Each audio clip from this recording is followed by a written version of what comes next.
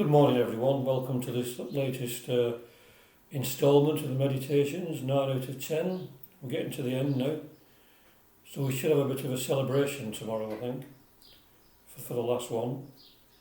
This is meditation 9, of course. and following the same pattern as before. Breathing out any tension, being relaxed, having a nice relaxed mind.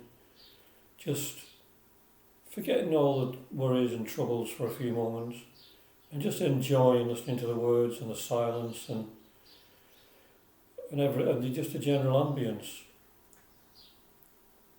It doesn't matter how many people watch these, the vibrations go out into the world and hopefully will help towards raising the general consciousness of humanity. Because even drop by drop, a bucket is eventually filled, as the Buddhist saying goes. So even if you just donate your little drop, you're doing something. And I'm pretty sure that what I'm doing now is radiating good vibes all around the neighbourhood at least. So as usual, breathe out all tension, become relaxed and at peace. Listen to the words, then the silence, and then a very few closing words. For, as the diamond buried deep within the throbbing heart of earth can never mirror back the earthly lights, so are thy mind and soul plunged in Gnana Marga, the path of pure knowledge. These must mirror naught of Maya's realms elusive. When thou hast reached that state, the portals that thou hast to conquer on the path fling wide open their gates to let thee pass, and nature's strongest mights possess no power to stay thy course. Thou wilt be master of the sevenfold path, but not till then, O candidate, for trials passing speech. Till then a task far harder still awaits thee. Thou hast to feel thyself all thought, and yet exile all thoughts from out thy soul. Thou hast to reach that fixity of mind in which no breeze, however strong, can waft an earthly thought within. Thus purified, the shrine must of all action, sound, or earthly light be void. E'en as the butterfly, overtaken by the frost, falls lifeless at the threshold, so must all earthly thoughts fall dead before the fane.